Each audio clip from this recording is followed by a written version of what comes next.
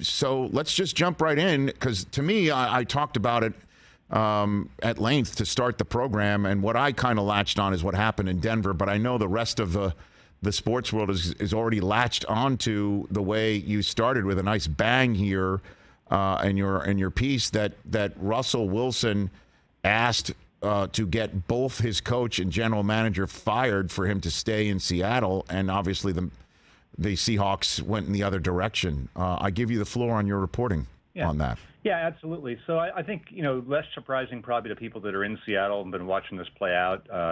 But, for years we've known and written about that he and Pete Carroll were at least a little bit sideways, the whole let Russ cook thing, right? He wanted the offense to be more quarterback-centric. Pete, of course, being the longtime defensive coach, run the ball, all of that, was going to play the game how he wanted to. So I think for multiple off seasons recently, there's always been stories or reports where you could feel these things were going on. And then, the timeline really matched up this last off season, meaning a year ago, where, things come to a head at the end of the season.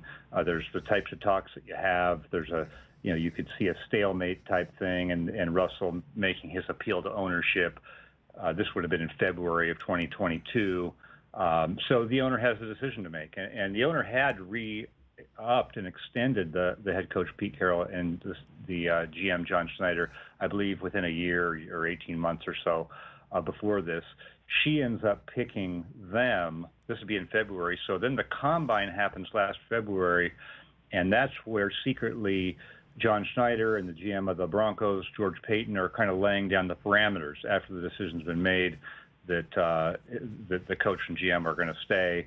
And sure enough, then boom, I think it's March 8th, the story breaks that the trade is happening, and Russ goes on his way to Denver. And then that's where our story picks up with, obviously didn't go as the way anyone expected it would in Denver. Even if you were a Russ skeptic, you thought that it was going to go better than it did in Denver the first year. No question, and we'll get deeper into that in a second, Mike Sando. But you quoted a lawyer representing Russ in your story, saying that your reporting of Russ trying to get Carroll and Schneider fired, quote unquote, entirely fabricated. I'm sure you saw Russell Wilson's tweet earlier today calling Pete a father figure and remarking how John believed in him and drafted him as well. He never wanted him fired. So what's your reaction to that? Yeah, absolutely. I believe those things are true from Russ about Pete having been a father figure, John Schneider having shown faith in him. I believe that's totally factual. I mean, certainly there are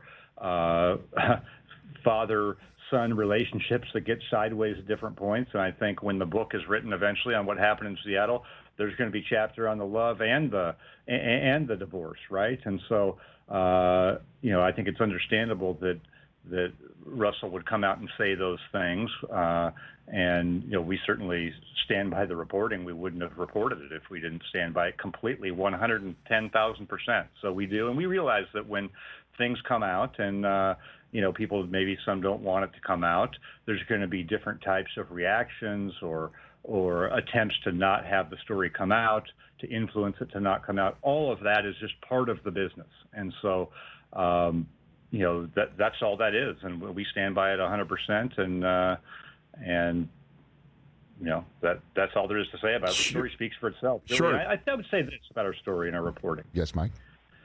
I think that there has been a lot of criticism and mockery of Russell Wilson in recent years. His plays declined a little. Even some of his former teammates in Seattle have not supported him as much as they could have. He's been mocked for calling out run or pass on the sideline. He's been mocked for how many bathrooms his house has. He's been mocked for saying he stretched in the aisles.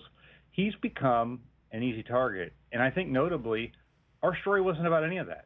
This was right down the middle reporting on how it ended at the very end in Denver, which explains why it was so. There wasn't Pete Carroll and Russell Wilson having any kind of a pregame conversation that you'd normally expect. This stuff was fresh, and And so I think that is a notable part of the story. There's been so much psychological profiling and piling on of Russell Wilson. This wasn't that. We had people on the record talking about the season.